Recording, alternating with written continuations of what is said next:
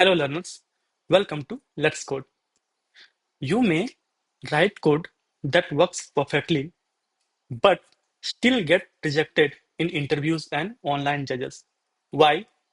Because how fast and how efficiently your code runs that matters.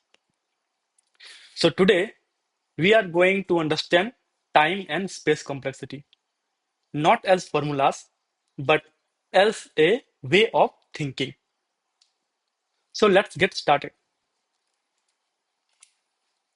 Consider one problem is given and there are two persons solving this problem. For there is approach A where it will take 10 ms.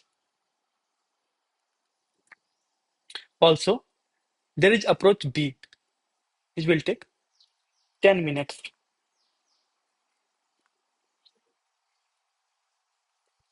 Now, which of these approach do you think is actually practical in real world programming?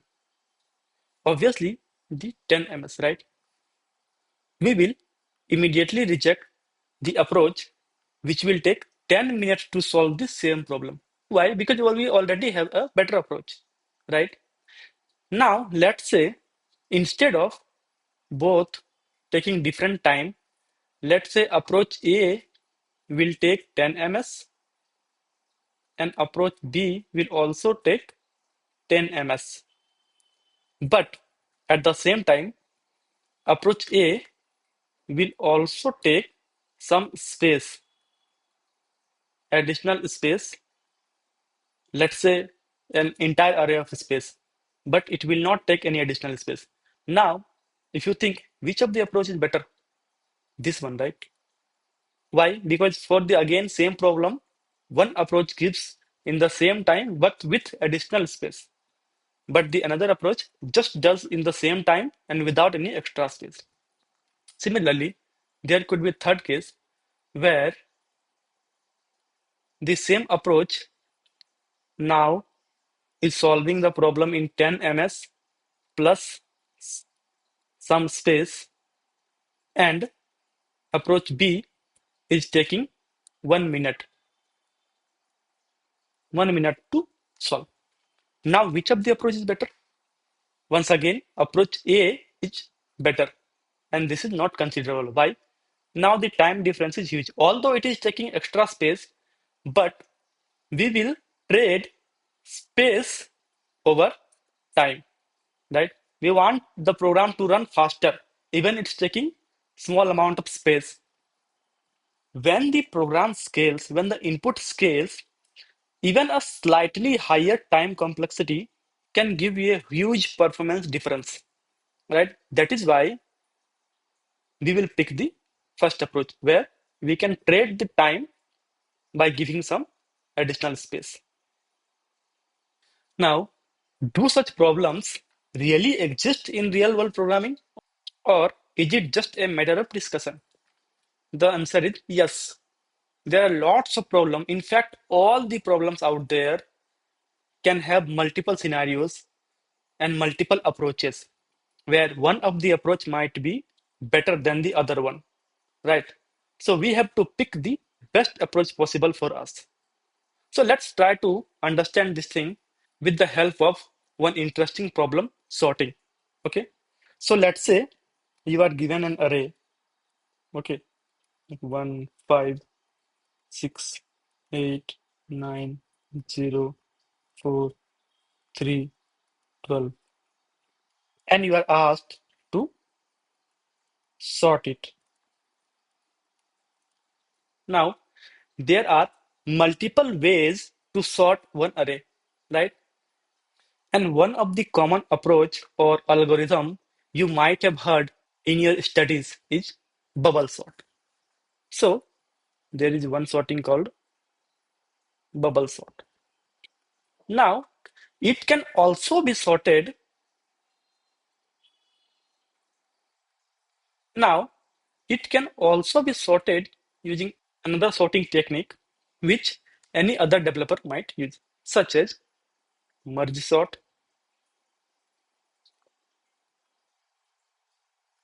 or let's say quick sort.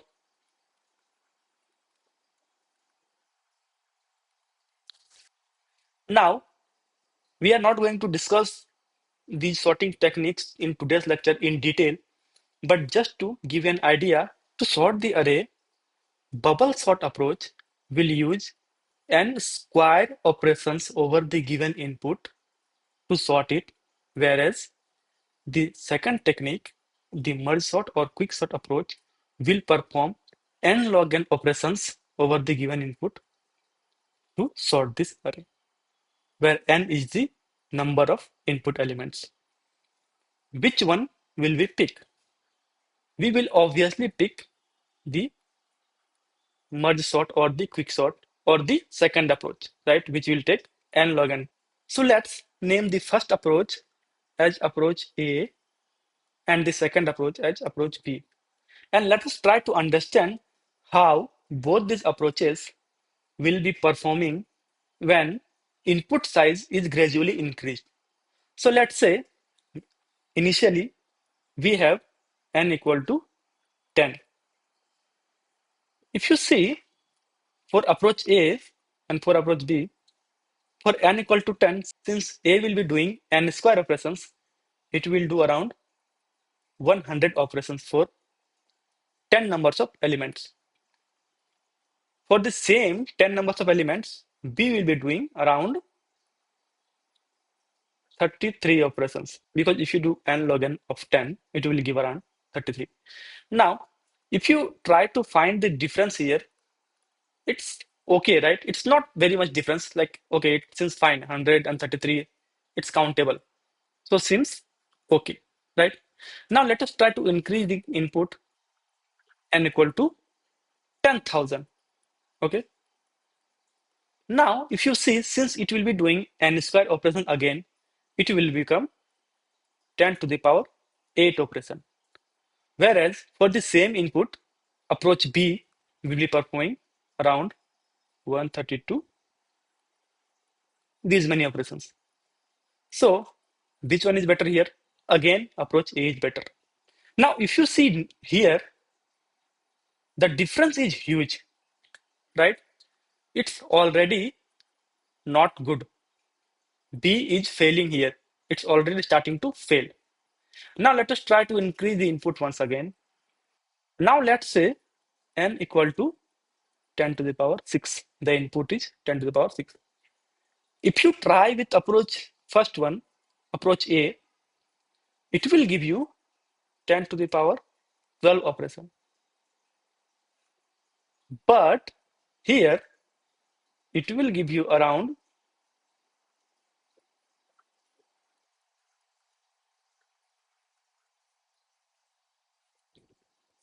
these many operations.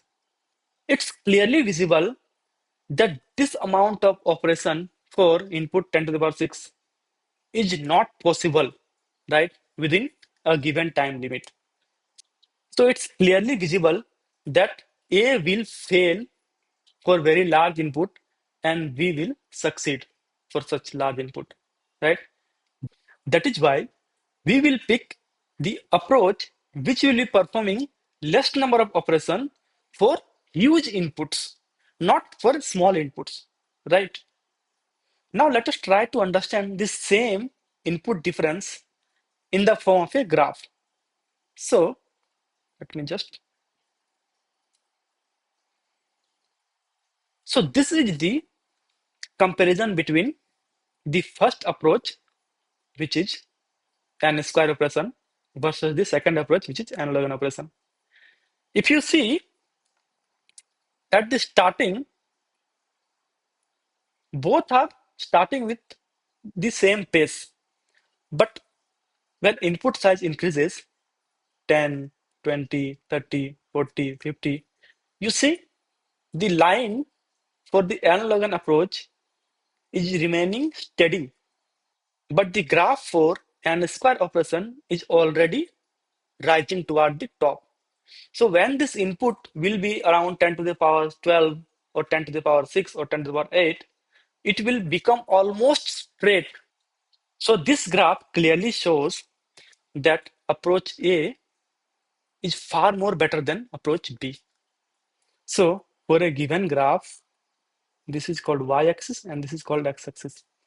For any comparison where x-axis represents the input and y-axis represents the number of operation, if the graph line of any solution is remaining steady toward the x-axis, that means that approach is better than any approach which is declining toward the y-axis. So we don't want this, we want this. Or we want approach like this, which gradually increases, right? We want approach like this and not a solution which increases like this.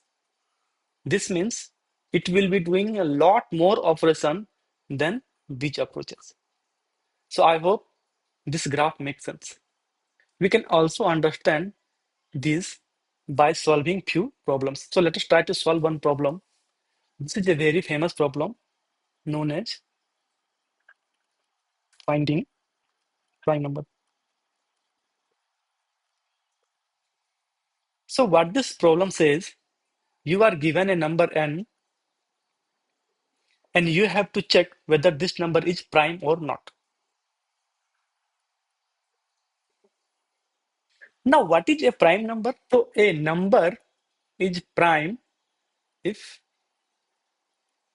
and only if divisible by 1 and n. And there is no other factor. It cannot be divisible by any other number. Then only a number is said to be prime. Or in another words, we can also say if a number has any other factor than 1 and itself, then it is not a prime number. So how do we find whether a number is prime or not programmatically? So starting the solution just by brute force, if we try to follow the definition of prime number, we will try to find the number of factor for the given number, right? If the number of factors is greater than 1, excluding 1 and the number itself, then we will say this number is not prime number, okay? Otherwise, we can say that this number is prime. So the brute force approach is very simple. We will simply look from 2 to n minus 1, right? If this number is divisible by any number other than 1 and itself, we will return simply false, right? If it is not the case, then when this loop ends, we will return true. So this is the most brute force approach to solve this by checking all the numbers from 2 to n minus 1 and try the divisibility of n. If it is dividing and the remainder is 0, that means the number is having at least one factor other than 1 and n, and so this number is not a prime number. Now, is there a way we can optimize this approach? We can try to look what we are actually trying to do here. So in this approach, what we are actually doing is we are basically checking for any number from 2 to n minus 1 for its divisibility, right? So let's say the number 8, and we will check from 2 to 7. So when we will check for 2, we will find it is dividing perfectly, and the quotient will be 4. Similarly, there is 3, it will not divide 4 again, and the quotient will be 2. Similarly, there will be 5, won't divide, 6, won't divide, 7, won't divide. So we saw that it is dividing by two numbers, 2 and 4. If we pick any other large number, let's say we are trying to divide. So let's say we are trying to divide a large number, let's say 100. So what are the factors for 100? It's 2. It's 2 which will give the quotient as 50. Then 4 which will give quotient 25. Then another factor is 5. Then another factor is 10. 10 into 10. Then another factor is 20, then another factor is 25, and then another factor is 50.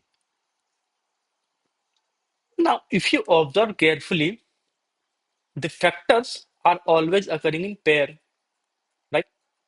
That means if x is a factor, then there must be another number y, which is also the factor. So for x2, y is 50. For x4, y is 25. Similarly, for x5, y is 20, and x10, the other y is 10 itself.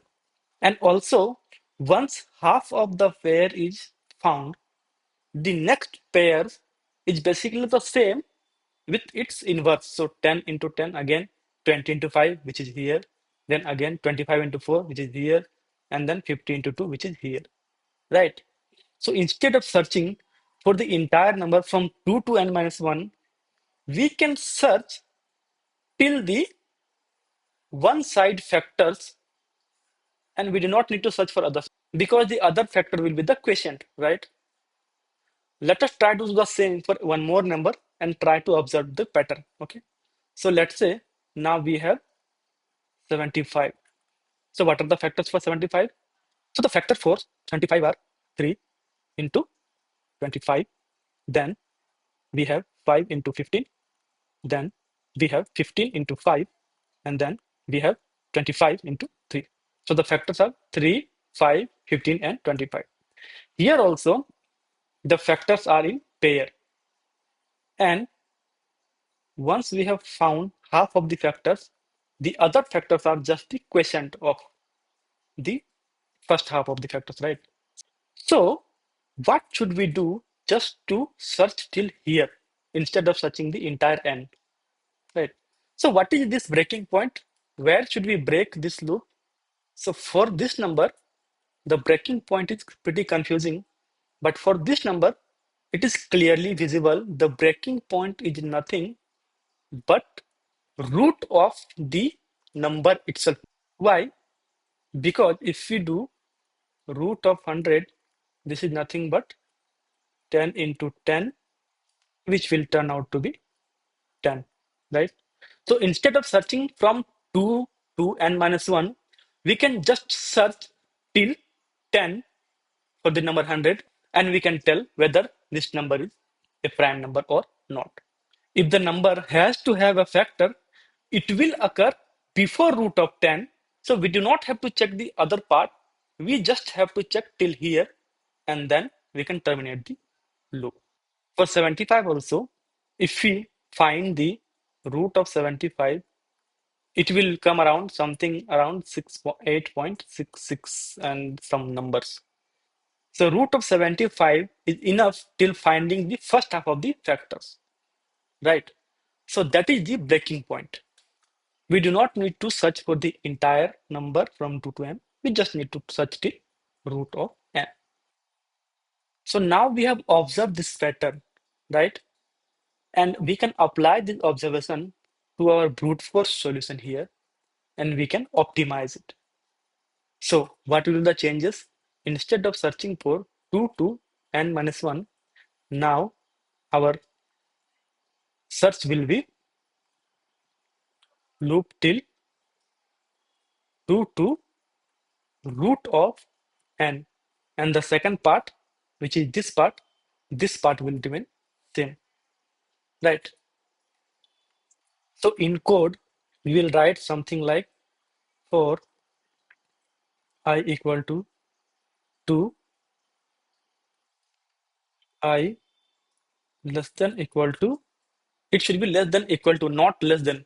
Please be careful here because when we searched for 10, the breaking point was till the root and not less than it, right? So we have to do less than equal to. So less than equal to root of n, and then do I plus plus, and then apply this same if check and do the remaining part, right? Now, can we further optimize this? Think a bit about it. When we are running this iteration, every time we are doing root of n, and root of n is not a single operation. Computer performs multiple operations to find the root of any number. So this finding of root of n every time this loop is iterating is again not optimal. So what we can do instead, we can try to store this root n once before running the loop, and then we can apply it here. So we can further optimize it like, let's say, well, root equal to root of n. So we first store by calculating just once and do the remaining part. I equal to 2, I less than equal to root, and then I plus plus, right? That is how we can further optimize from above to this. So this is the final optimization which we can do to find whether a number is prime or not, right? Now there is one more way of writing the same thing. Instead of storing root equal to root of n, what we are doing essentially here is we are trying to find I less than equal to root of n, right? In mathematics, we can also apply square in both sides. Then this will become I into I less than equal to root of n into n, which will become I into I less than equal to, which is n itself. So if you do not want to store another variable just to store the root, you can directly apply this. So instead of writing again here, this will become for I equal to 2, I into I less than equal to n and I plus plus. This is the same thing as this one.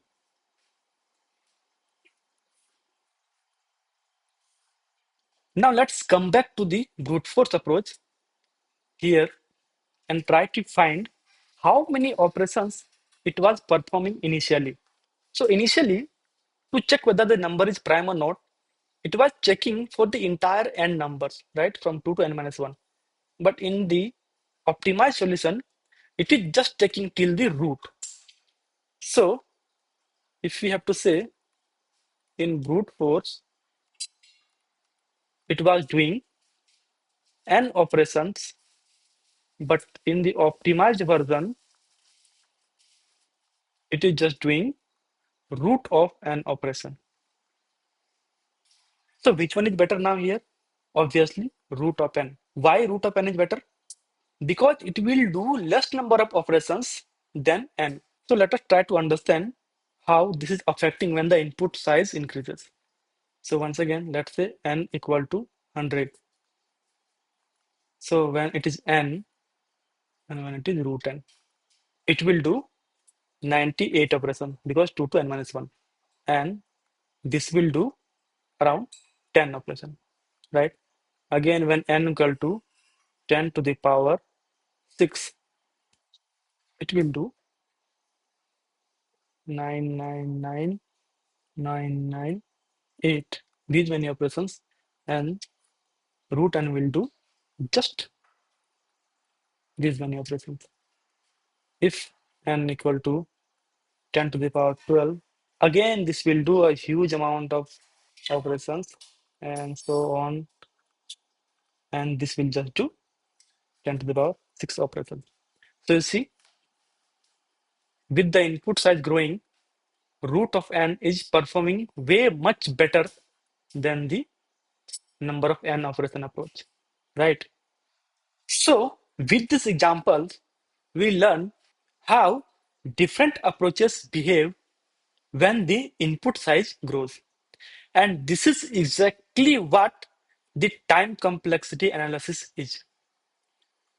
So time complexity measures how the runtime of an algorithm grows when input size also grows. So in plain English, it can be defined as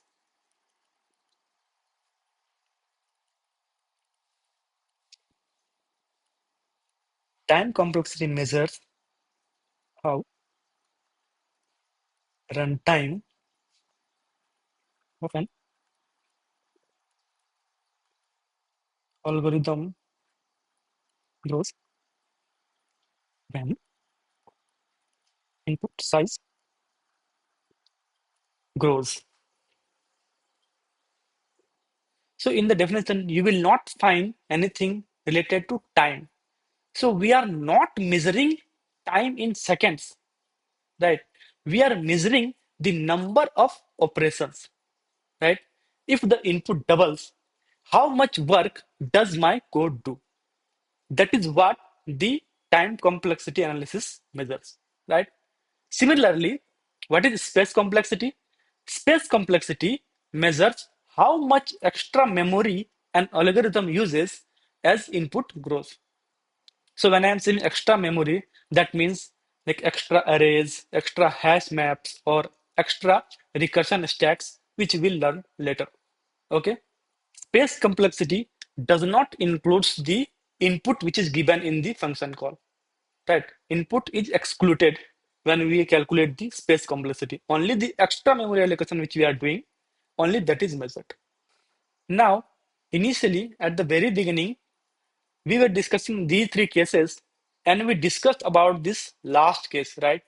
Where we picked the approach where a lower time taking with extra space approach was considered over a higher time taking approach, right? This is called time versus space trade-off. We often trade space for time, which means which means by using some extra space, we can reduce the number of operations our algorithm will do.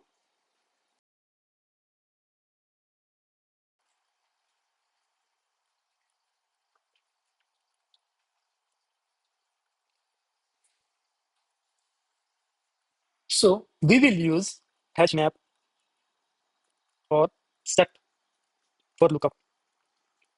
Instead of iterating the array or any given input, we can just use some map to faster lookup. Okay, this is called time versus space trade-off. Optimization is not about a single metric. It is about balance. By using appropriate amount of time or space, we can optimize a solution better. Now, when we say any program is fast or slow, what do we actually mean? We already discussed. We simply means how much operation our program is actually performing, right? Why we directly not calculate in time? Because for the same approach, different factors affect. What I meant is, let's say I am writing a sorting up algorithm. If I write the same algorithm and execute in a slower machine, the slower machine will take higher time than if I run the same algorithm in a high speed machine, right? So there will be time difference. That does not means our solution is faster or slower, right? Also, the speed of many programming languages are also different, right? Your code might run faster in Python or C++ than in Java, right?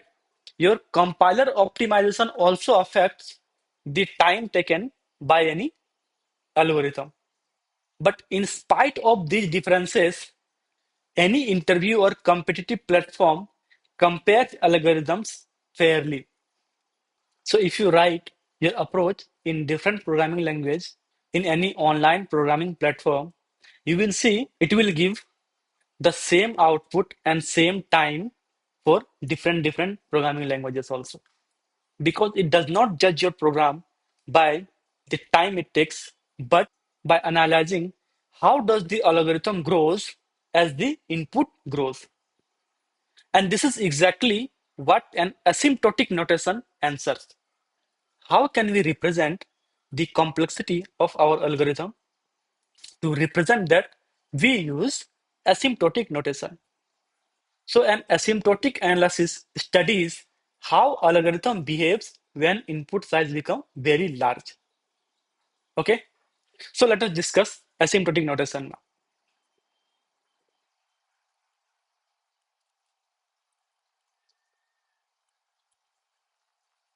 So while doing the asymptotic analysis of any algorithm, we drop the constants, we ignore hardware, we ignore languages, and we ignore small inputs.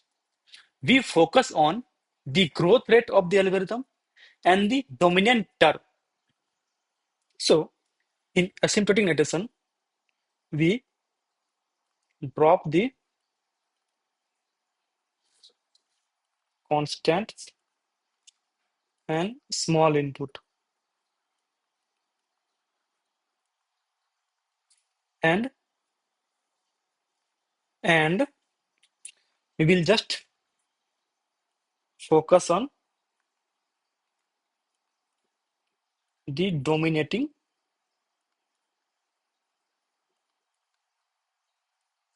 term. For example, let's say we have an algorithm which perform operations of 5n square plus n. So basically, our program is growing with this expression where n is the input. So to do the asymptotic notation or to find the complexity of this program, what we will do, we will drop the constant and small terms. So here 5 is a constant term and n is the smaller term. And we will only focus on dominating term. So what is the dominating term? N square. So this will be equivalent to n square. So why we drop the small term and the constants? Because constants don't matter at scale. Only the dominating growth rate does. Now, there are three types of asymptotic notations. They are big O, omega, and theta. Big O represents the worst case or the upper bound. Big O describes the maximum operation an algorithm will perform for a given input size. Then comes omega notation. This calculates the lower bound or the best case. It only considers the best possible inputs. So let's write them down.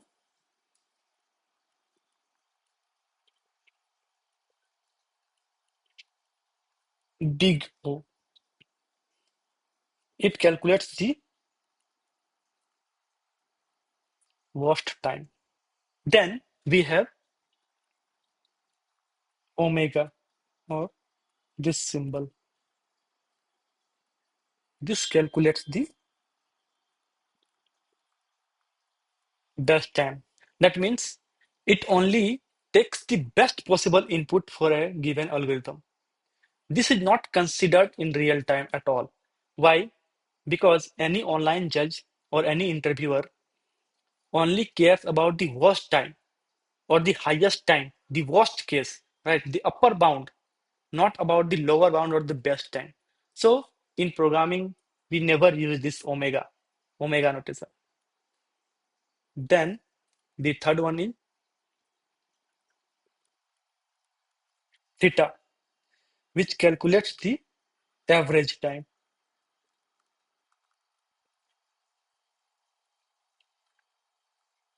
Theta notation is also called the tight bound. This describes the exact growth rate. So when the worst case and the best case becomes equal, then theta notation is used. So when the input size is fixed, then the worst case and the best case become same. Then we can use the theta notation. We most of the time always use the worst time or the upper bound notation, which is represented by big O. This is the representation which we use to describe the complexity of any algorithm because interviewer only cares about the worst case guarantees and online judges test the worst inputs. So let's say there is a problem given to us. So the problem statement says find a number in a given array. Let's say this is the array 1, 5, 6. 4, 3. What will be the best time complexity for this, which is omega notation? Best time is that we can find it in the very first element. So let's say we have to find k and k equal to 1. We can find it in the very first element. That is what the omega notation calculates, the best time complexity. So omega could be order of 1. And what will be the worst time case in here? We might have to iterate the entire array and the element might be present at the very last, right? So that is the worst case time complexity. So for big O notation, it will be n. And we only care about the worst case, not the best case. Big O does not say it will take this long. It say it won't take longer than this. So for any given input, wherever the number exists, it will not take more than operation n to find this element. Now, what will be the theta representation for this? This will be when n equal to 1. So array size is always 1 and the number, let's say the array size is 1 and the number is 5 and we have to find 5. So if you see n equal to 1, the omega will be 1 and big O will be also 1. Why? Because there is only one array element. So in this case, theta will be 1. So theta represents the average case where best case and the worst case are same. Now, to find the worst case of any algorithm, we have already discussed some ways like drop the constants and small inputs. So let's write the golden rules for finding big O notation. Golden rules for finding big O. So rule number 1, drop constants. That means any expression is given like 5n plus, let's say 20, it is equivalent to 5n, which is equivalent to n. We drop the constant value. Second rule is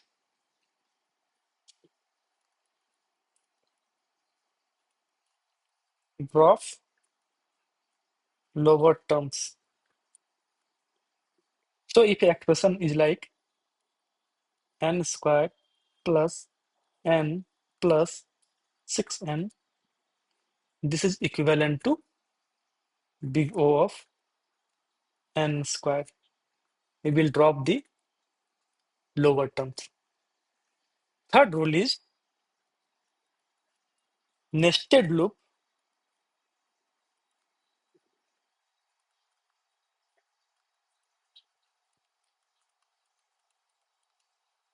multiplies. But this may not be true for all the time. But in general, we can say if there is like for 1 to n, then there is one more for loop, which is like 1 to n. Then for such case, the big O for such case will be multiply n into n, which is big O of n squared, right? But I will show you some cases where it is not necessarily if two loops are nested, it will always give n squared. So be careful when using this rule. It is possible for such nested loops, the inner loop might decrease the input size and then perform operation on that. So all the time, for each iteration, the inner loop might try to reduce the input by half and half and half and so on. At that time, the operation count will not be as long as n square. It might be less than that. It might be like n log n or something like that. So you have to also give very attention that how your loops are behaving, how many times it is actually performing. So do not blindly multiply this. So we can write like only with careful observation. So the fourth rule is uh, sequential that rule. This rule says big O of n plus big O of n. This will be single big O of n and not big O of 2n. Why? This rule basically derives from the first rule, which is drop the constant. So on plus on 2n and then drop the constant, it will become n. So these are some of the rules to find the big O complexity of any algorithm. So to analyze the time complexity, there are some checklists you can do. Check for loops, check for nested loops, check for recursions, identify any data structure it is using, and keep only the dominant terms. Okay. If you try to do these things step by step, you can easily find the complexity. Now, some of the common mistakes people frequently do is that sometimes people do not account the recursion and its stack properly. So make sure you also do that when analyzing the time complexity. So now let's see few approaches and try to find out the complexity for each of these algorithm. So first algorithm is, these are not any specific programming problem, but rather some algorithms finding big O of and log n.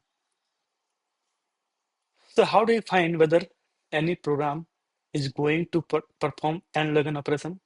So where any code where the input is repeatedly divided by half.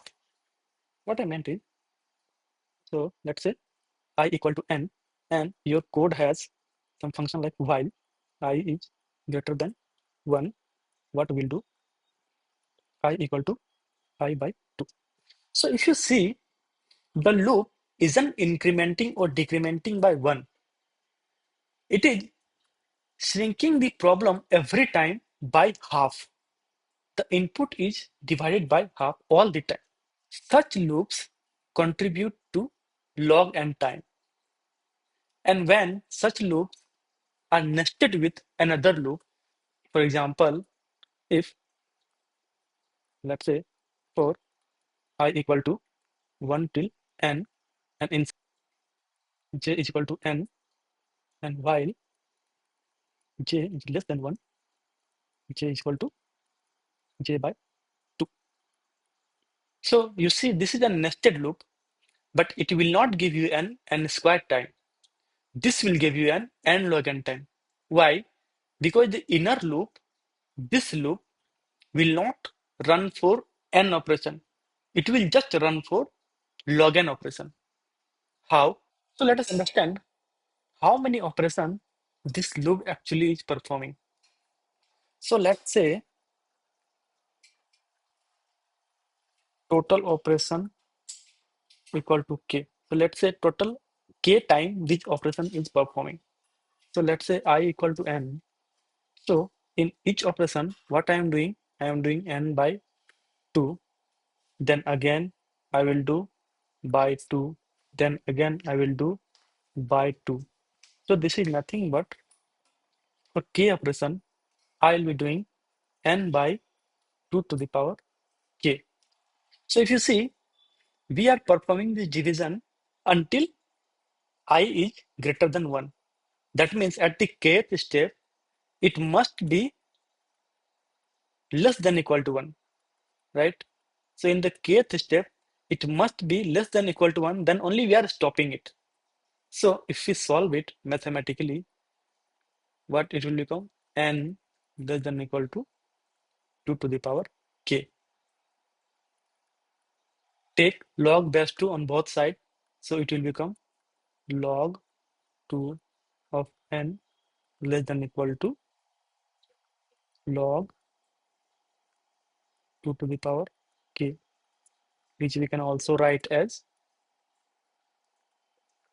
log n less than equal to k will come here, and log 2 base 2 of 2. So log base 2 of 2 is nothing but 1.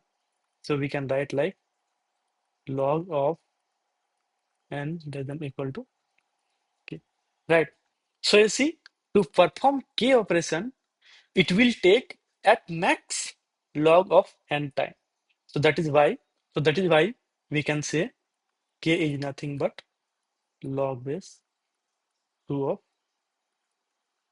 n.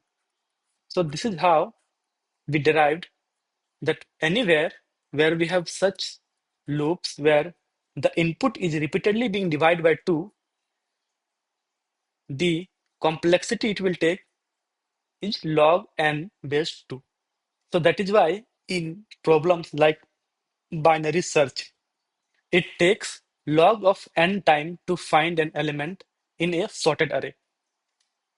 There we use very similar operation like this. Also, it is not just for divide by 2. For any such factor where it is being repeatedly divided, the operation it will take is log of n with that factor as the base. So if it is repeatedly being divided by 10, it will take log of 10. Similarly, if it is repeatedly being divided by 3, it will take log of n base 3. I hope you understood this derivation. Okay, now let's solve this problem. So the problem statement says, given an array, print all pairs ij where I is greater than j. So basically, let's say the array is 1, 2, 3, 4. For this given array, we have to print all the possible pairs. So the possible pairs could be, let's say, 1, 2, then 1, 3, then 1, 4, then 2, 3, 2, 4, then 3, 4. So these are all the possible pairs which we can form. So since the problem statement says print all pairs, so there is nothing much we can do to optimize this problem, right? Because the problem statement itself is asking to print all of them. Let us try to write the code for this. Okay. So basically what we can do, for I from 0, I till n, I plus plus, then one more for here, j from 0, j less than I, and j plus plus, and then finally print. Let's say the array input is a, so we have to print a j comma a I. So this is the algorithm for this problem, for this given problem. For given any array, it will print all the thing. If you try to run for this example, this will give this same output. Okay. Now let us try to find the time complexity for this problem. So in the very first, we have a loop, and second, we have again one more loop. So what will the time complexity? So if you see, the first loop is running from 0 to n. So the outer loop will take n iteration because there is no other breaking condition for this. But the inner loop is running till 0 to I. So if I is 0, it will run for the first. If I is 1, it will run till second. If I is 3, it will run till 3. Likewise, right? So it is not running till n for all the iteration, but less than the ith value. So in total, how many times this print statement is running? So for I equal to 0, it will run 0 time. Then for I equal to 1, it will run 1 time. Then for I equal to 2, it will run 2 time. Then I equal to 3, it will run till n minus 1 time, right? Because it is running till n minus 1. So this is nothing but summation of all n minus 1 natural numbers. If we do this, it will be, so the general formula is n into n plus 1 divided by 2. So here n is actually n minus 1. So n minus 1, n minus 1 plus 1 divided by 2, which will turn out to be n minus 1 into n by 2. Now, if we further expand this n squared minus n, right, divide by 2. Now, applying the golden rules, drop the lower terms and drop the constant. So it will turn out to be O of n squared. So this is the time complexity for this given algorithm. Now, what is the space complexity? Other than the input, it is not storing anything, right? It is not using any other array or any hash map or anything. So the space complexity is, so the space complexity for this will be nothing but order of 1. That is constant time. Now, this problem may not look very real, but this is actually a very exciting problem. The foundation of this problem is basically used in many other real problems like pair sum or brute force subarray problems or two sum problems before we start the optimization. So this is how we calculate the time complexity for any given algorithm. Now there are some common time complexities which we frequently find in our daily programming problems. These are, so let's write them down. Common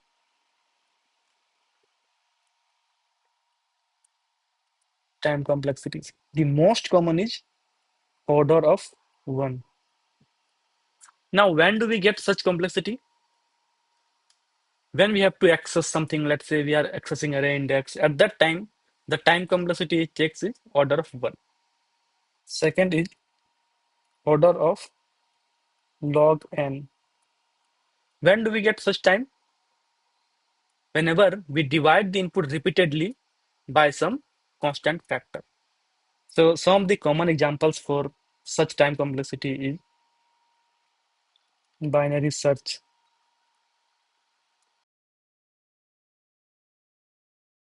Then we have order of n. Example for order of n time complexity is linear search. Then we have order of n log n. We frequently see this time complexity in sorting, like merge sort, quick sort. Then we have order of n squared. Whenever we are dealing with two loops, like here, we frequently find n square time complexity. This basically means every elements talk to every other elements. Then we can also find sometime, though this is very rare, we can also sometimes find order of 2 to the power n. So this is very rare, but we can still find such complexity for problems like when you have to print 5NQ series. At that time, there is no other way than order of 2 to the power n time. And maybe sometimes we can also get complexity like order of n factorial for problems like permutations, where we have to print all the permutations. There, it might take up to n factorial time complexity. But for such problems, the constraints are very limited and it will not go beyond few hundreds, maybe 100 or something like that. It will not go beyond that. Otherwise, it will definitely throw an TLE. And for such problems, we have already discussed in our previous lecture, Introduction to Programming Problem, where I had discussed that for n square, the maximum input size for n square could be 10 to the power 4. Similarly, for n log n, the maximum input size could be 10 to the power 6. Similarly, for n maximum input size could be 10 to the power 7.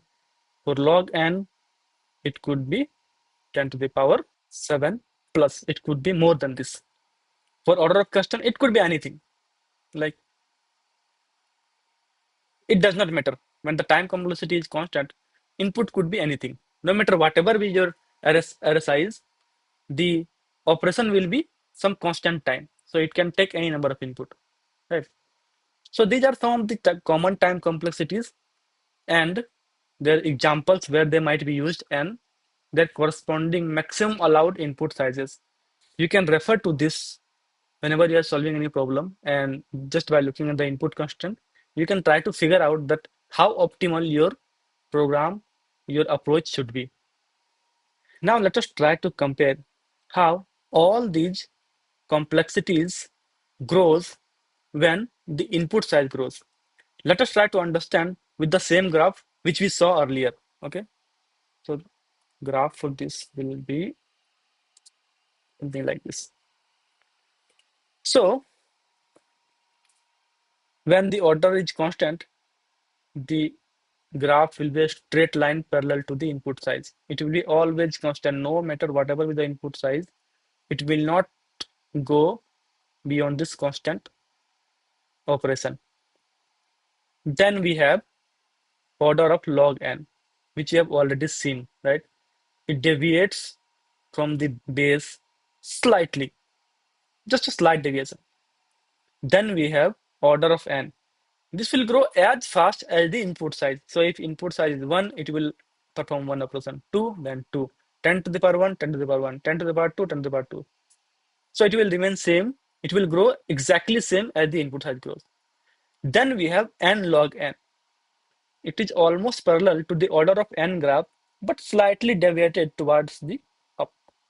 Then we have n square. If you see, it doubles.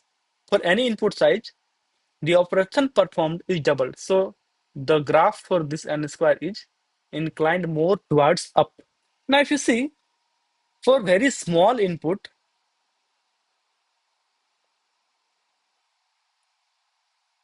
so these are some points where you can notice that for very small input, the program may not show any much difference. That is why time complexity tells you how your code scales. That is why you should always consider about how it will behave when the input size grows larger, not when it is starting, not when the input size is low.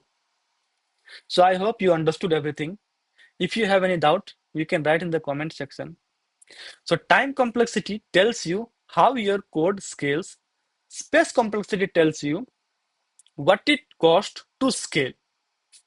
So that is why good programmers write working code, but great programmers write scalable code. So thank you learners for watching this video.